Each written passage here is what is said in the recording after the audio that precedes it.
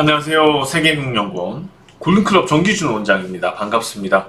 국내 주식시장 예상한 대로 강세 이어졌습니다. 특히 코스닥이 많이 올랐고요. 국내 주식시장만 오르는 건 아니죠. 뉴욕 증시, 나스닥 특히 강합니다. 최근 들어서 국제유가는 하락을 하고 있고, 그리고 지금 계속해서 문제가 되었던 경기 침체 얘기, 그 다음에 기업 이익 감소 얘기, 이런 아주 안 좋았던 전망들은 다시 좀 안정을 찾고 있습니다.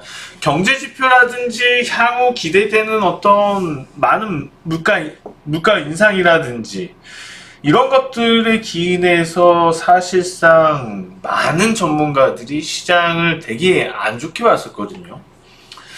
그렇지만은 그런 예상과 달리 시장은 생각보다도 빨리 회복을 했습니다.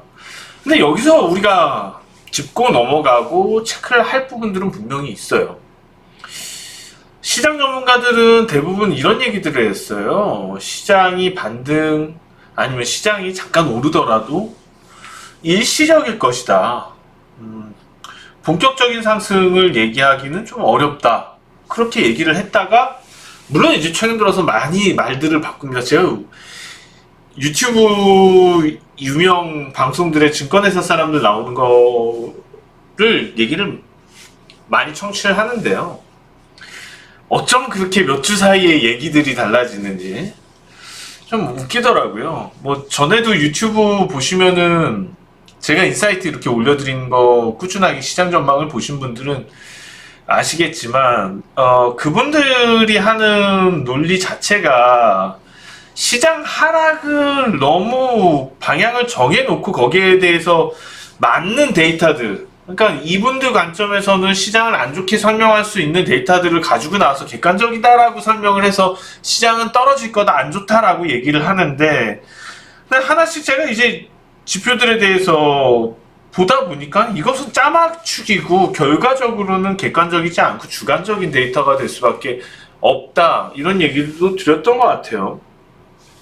그런 것들 중에 한 가지가 경기 선행지수가 있을 거고요. 경기 선행지수는 실질적으로 주가지수를 포함하기 때문에 사실상 시장하고 같은 방향으로 가는 경우들이 많죠. 시장이 안 좋으면 경기 선행지수가 당연히 안 올라와 있는 게 맞는 거고, 그렇기 때문에 경기 선행지수를 가지고 주식시장 전망을 하지 않습니다. 맞지 않기 때문에.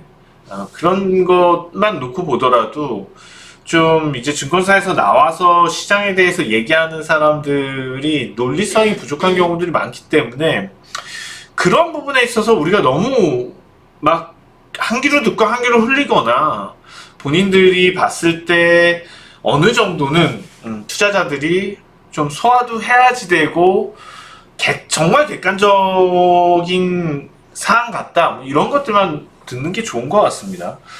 거기에 설득을 당하다 보면은 솔직히 그런 것 같아요.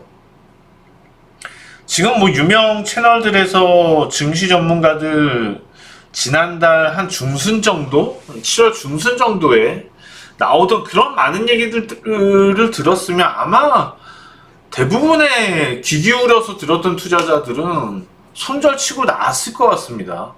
손절치고 나오고 지금 상황에서 일주일만 기다렸다 팔 걸 그러고 있을 것 같아요. 좀 그런 부분들이 안타깝긴 합니다. 자, 시장 국제 유가가 많이 떨어지고 있습니다. 국제 유가가 하락하는 부분에 있어서 뭐 안 좋게 얘기하는 사람들은 오히려 악재도 될 수 있다, 그런 얘기들도 해요. 그렇지만은 지금 시장의 중심, 시장을 악화시켰던 주요 원인은 인플레이션이죠. 물론 이제 국제유가만 하락한다고 해서 인플레이션이 모두 안정을 찾는 건 아닙니다. 이제 근원 물가 지표, 실질적으로 우리가 소비자들이 생활하는 데 있어서의 물가까지도 영향이 되기 위해서는 시차는 필요합니다. 그렇지만 그럼에도 불구하고 이미 지금 언제입니까? 6월 달의 고점 이후에 계속해서 하락했어요. 국제유가 120달러가 넘었던 게 벌써 지금 88달러까지 9월인데 선물이 하락해 있는 상태이거든요. 휘발유 가격도 엄청 많이 떨어졌습니다. 우리가 휘발유 가격이라든지 난방유 같은 경우에는 실질적으로 소비자 물가에 영향이 되는 부분이죠. 그것 때문에 급격한 금리 인상을 했었는데 실제로 이런 원자재 가격들이 낮아지고 있으면은 전체적으로 봤을 때 인플레이션에 대한 우려가 계속해서 낮아질 가능성이 몇 달간은 지속될 수 있다는 겁니다.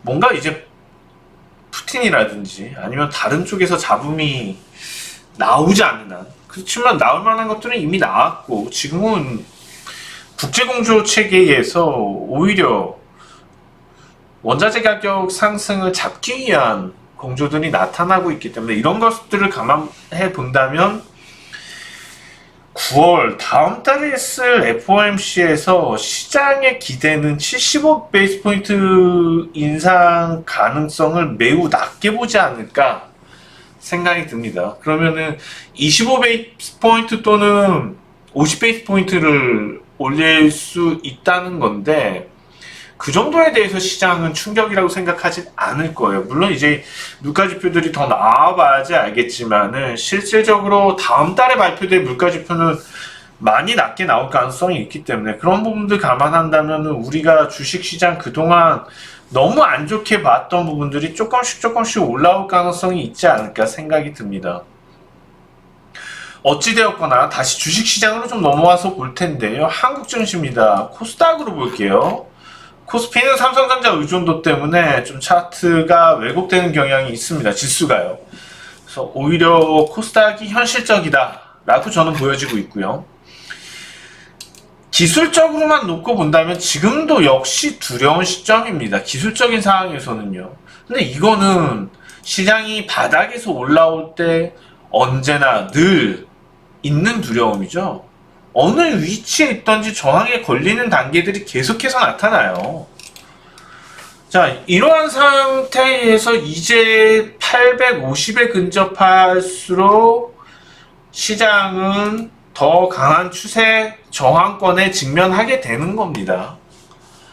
자, 그렇다면 기술적 분석만 하고 시장의 거시 여건들에 대해서 생각을 하지 않는 투자자들 관점에서는 어떻게 보면 이 시장은 두려운 거예요. 언제 어떻게 이 저항에서 시장이 급격한 하락세를 보일 수도 있다는 두려움을 갖게 되는 거죠.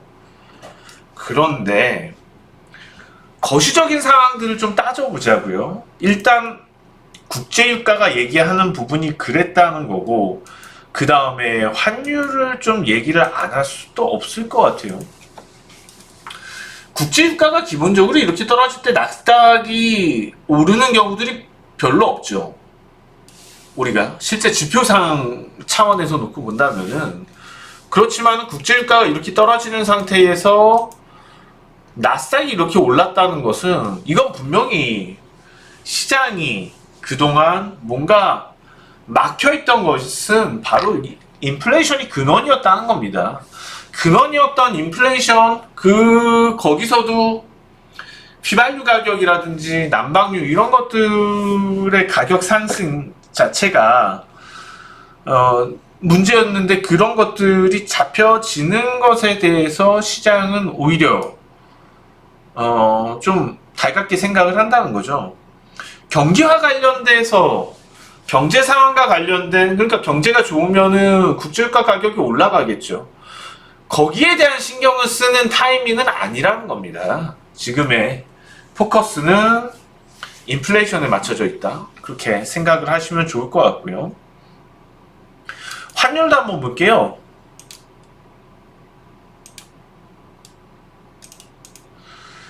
자, 원달러 환율이 의미하는 것 물론 지금 원달러 환율은 더 내려와 줘야지 됩니다.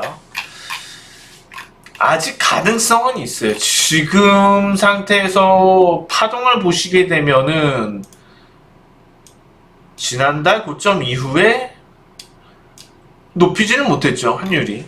기술적인 상황만 놓고 본다면 이렇다는 겁니다.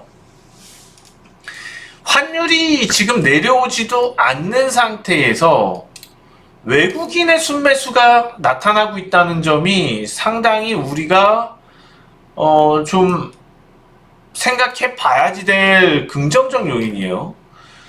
최근 들어서 외국인의 순매수가 계속해서 나타났습니다. 지금 이게 안 내려와서 그런데 오늘도 이날 금요일이거든요. 금요일도 외국인이 3천원 넘게 순매수를 했네요. 최근 들어서 강한 순매수가 나타나고 있는데 환율이 그닥 그렇게 떨어지지도 않은 상태에서 외국인이 이런 순매수를 보인다는 것은 그만큼 주식시장에 대해서 선호도를 갖기 시작했다는 겁니다.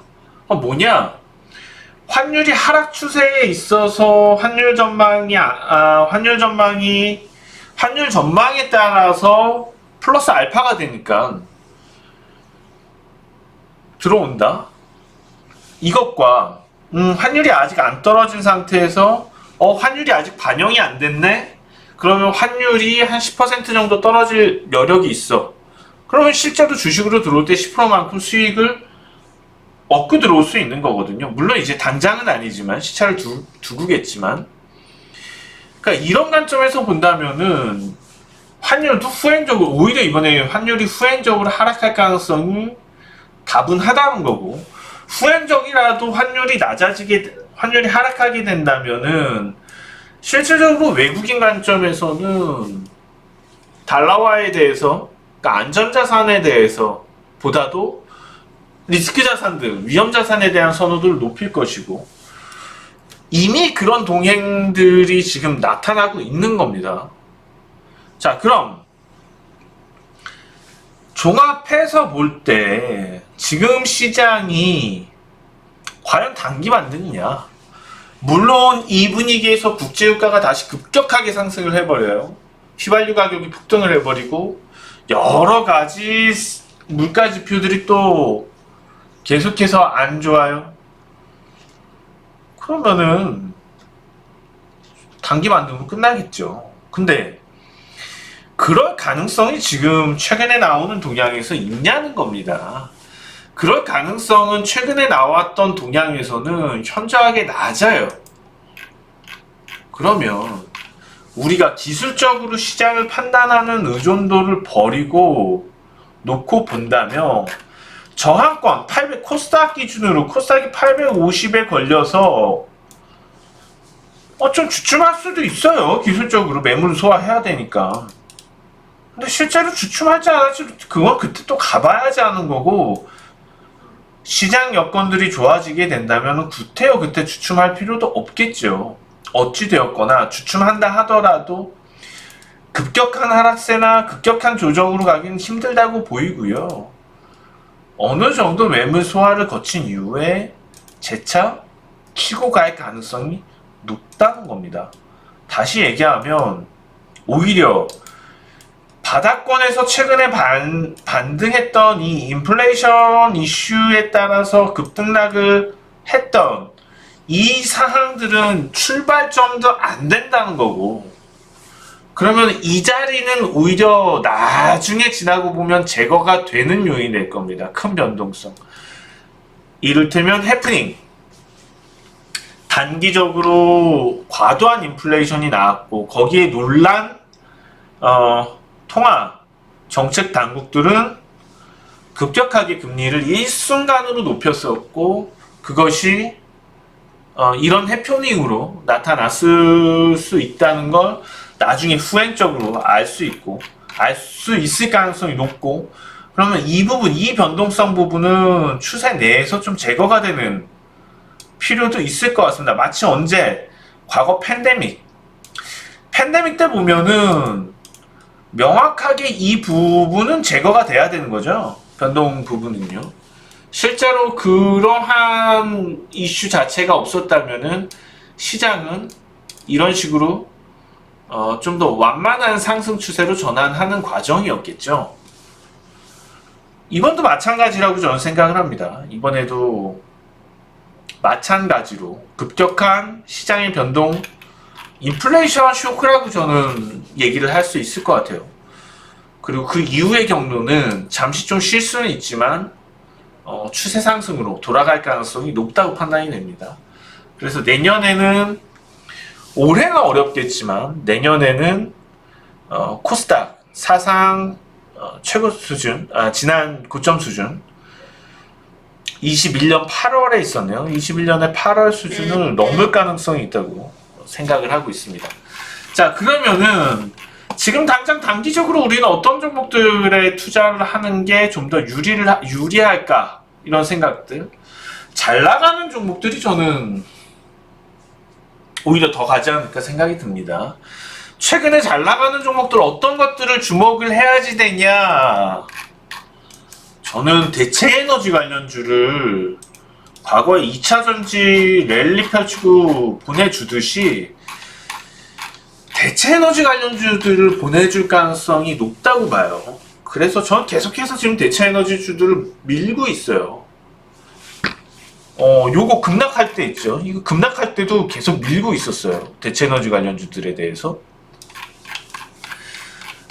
국제유가가 이렇게 떨어지는데도 대체에너지주들이 오른다는 것은요, 이거는 강한 상승 랠리를 잡고 갈 수 있다는 거예요. 그리고 산업 전망을 예측해 봤을 때 대체에너지 관련주에 대해서 꾸준한 각국 정부들의 정책적인, 특히 유럽이라든지 미국 자존심 많이 상했거든요 이번에.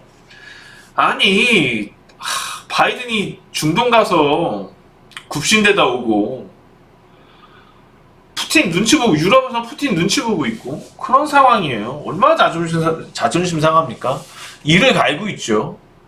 그러면 걔네들한테 더 이상 비굴한 모습을 다시 보여주기보다는 오히려 그럼 원자재들을 누를 수 있는 힘을 기르겠죠. 그런 측면에서 관련주들에 대한 접근이 필요하다. 삼강 MNT는 풍력 하부 구조를 만드는 풍력 관련주입니다. SK에서 인수한다는 소식이 있죠. 물론 오늘도 고점에서는 좀 조정을 보이고 있는데 계속 가지 않을까요? 가는 종목들이 계속 갈 거라고 생각을 합니다. 좀 흔들릴 수도 있고 가는 종목들 특성상 변동을 보일 수도 있지만 결국에는 갈 거라고 생각이 듭니다. 그래서 대체에너지 관련주들 조정이 있으면 잡으면 더 좋겠고, 언제 나올지 모르는 조정 마냥 기다릴 필요는 또 없을 것 같고요. 결국에 간다고 놓고 쳤을 때요. 그런 관점에서 오늘 삼강 MNT를 추천드리도록 하겠습니다. 자, 지금까지 세계금융연구원 정기준 원장이었습니다. 다음 주에 다시 뵙겠습니다. 고맙습니다.